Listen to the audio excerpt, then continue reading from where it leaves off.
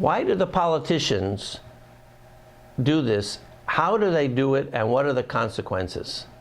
Let's see how they do it. It's epistemological sleight of hand. What they do is called the fallacy of equivocation. They use the word war in two different parts of the argument with a different sense. So, premise number one, when you're at war, it's reasonable to expend enormous amounts of resources for the effort, and maybe even give up some of your civil liberties. Premise number two, we are at war, that we are in a war against terror. The war against terror. That then would follow, if it's really a war, we should give up enormous amounts of resources, civil liberties, spill blood and treasure, etc. This is a fallacy because the second use of the word war is different than the first, but it's the same word. So people get confused and they think, oh, it's a war on terror. Why? Because the government said it's a war. Well, just because they said it's a war doesn't mean it's a war.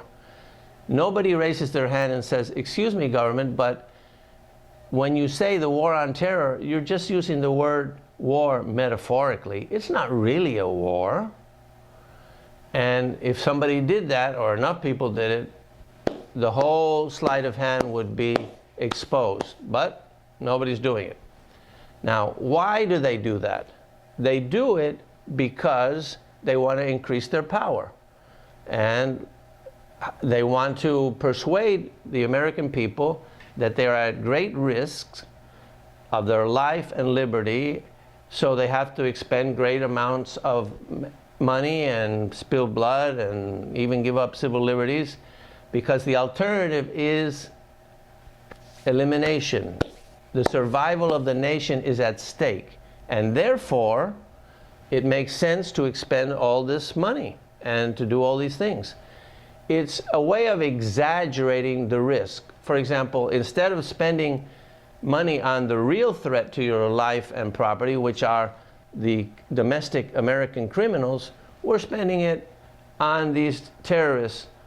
Why do I say the real risk? Because your risk of losing your life and property are 10 times greater from the American common criminal than they are from the terrorists. The American murderers kill 10 times as many people every year as the terrorists ever did. So this is just a way of increasing their power. And what are the consequences? Well, the NDAA, the Patriot Act, spending enormous amounts of money, the loss of habeas corpus, which is a right that we had since 1,000 years ago from English common law, now has been eroded. People don't necessarily have the right of habeas corpus. The right to trial before you're executed, well, that's been eliminated because you can get hit by a drone strike if you're out of the United States and they think you're a terrorist, they can execute you. So anyway, you see the point. They want to increase their power, and every increase of their power is a reduction in your own power. This is the oldest trick in the book.